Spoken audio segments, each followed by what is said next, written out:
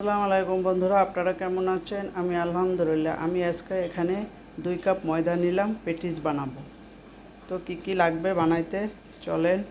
চিনি নিয়েছি 2 চামচ, বেকিং পাউডার নিয়েছি, আর এখানে তেল নিয়েছি। এখন আমি একে একে সব কিছু দিয়ে দিব। 2 চামচ চিনি দিয়ে দিলাম, 1 চামচ বেকিং পাউডার দিলাম, 2 চামচ তেল দিলাম। সবগুলো উপকরণ আমি হাত দিয়ে মিলাবো।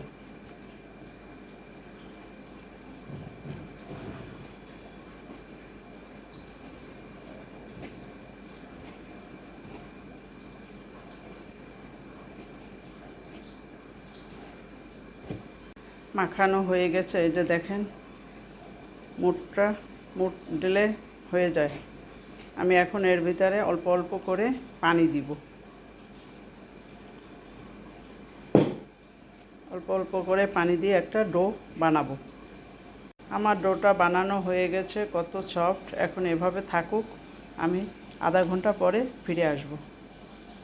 বন্ধুরা, ফিরে আসলাম আমি আধা ঘন্টা পরে। এখানে আমি নিয়েছি ডালটা আর একটু ময়দা। এখন আমি এখান থেকে খামি নিয়ে আমি রুটি বেলবো।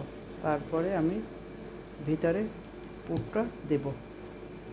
আমি রুটিটা বেলে নিচ্ছি। এখন আমি এর ভিতরে এরকম করে সমস্ত জায়গায় ডালডাটা দিয়ে দিব। বেশি করে ডালডা দিয়ে দিব। আমি ওভেনে দিব, যার জন্য একটু বেশি করে দেব, কারণ এই তেলেই হবে রান্নাটা।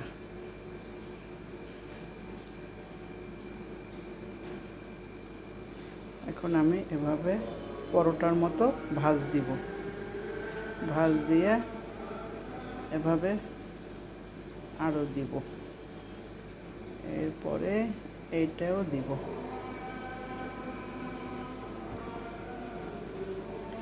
এরপরে এখানে দিয়ে দিব।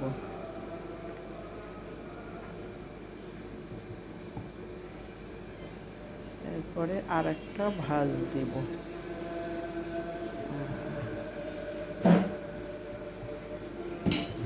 এরপরে এখানেও লাগাই দিব। আপনারা এভাবে দিবেন যদি আমার মতো করে বানাতে চান।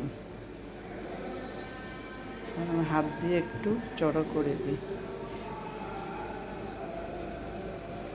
এটা ভিতরে ঢুকিয়ে দিলাম। এইবারে সুন্দর করে এইভাবে বটে নিতে হবে।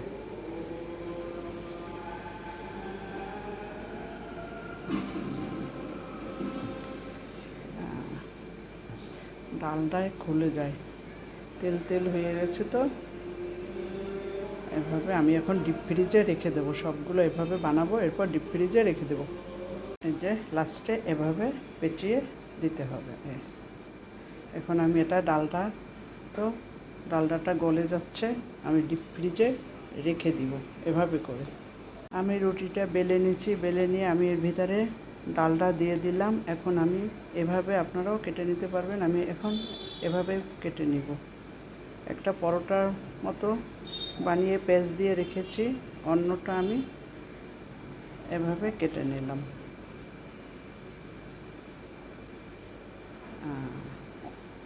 এখন আমি একটা একটা করে পেঁচাবো।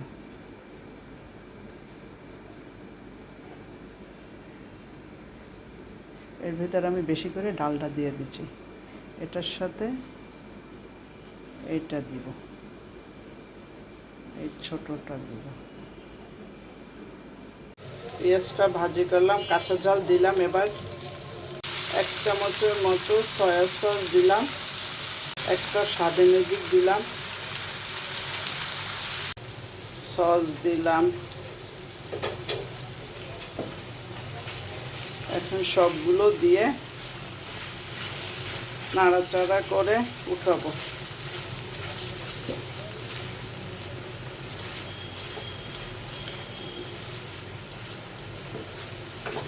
পেটিসটা তো খেতে খুবই মজা হবে, আরও গরুর মাংস। আর একটু চুলার আঁচটা বাড়াই দিই। পানিটা শুকানো দরকার। মাংসটা আমার আগেই রান্না করা ছিল।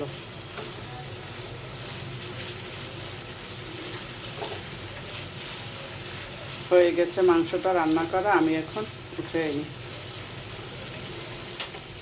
ডিপ ফ্রিজ থেকে বের করলাম, এখন আমি বেলে নিব। 4-5টা কেটে নিচ্ছি, এখন আমি এইগুলা পাশে সরাইয়ে দিব।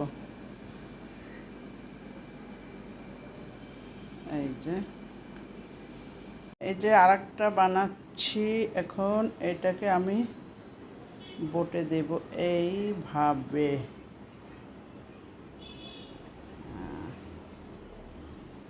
এই যে দুইটা হয়ে গেল আমার, একটা এই যে দিয়েছি আর একটা এই যে আর একটা হয়ে গেল। প্যাটিসটা বানানো শেষ, এখন আমি ওভেনে দিয়ে দেব। ওভেনটা গরম দিয়ে রেখেছি আগে থেকে। বন্ধুরা দেখেন আমার প্যাটিসগুলো হয়ে গেছে এবং কত সুন্দর হয়েছে, মচমচা হয়েছে প্যাটিসগুলো। দেখেন আমি ওভেনে বানিয়েছি। সবাই লাইক করবেন, কমেন্ট করবেন, সাবস্ক্রাইব করবেন, বেল বাটনটা অন করে রাখবেন যাতে আপনাদের কাছে আমার ভিডিওটা পৌঁছে যায়। সবাই ভালো থাকেন বন্ধুরা, খোদা হাফেজ।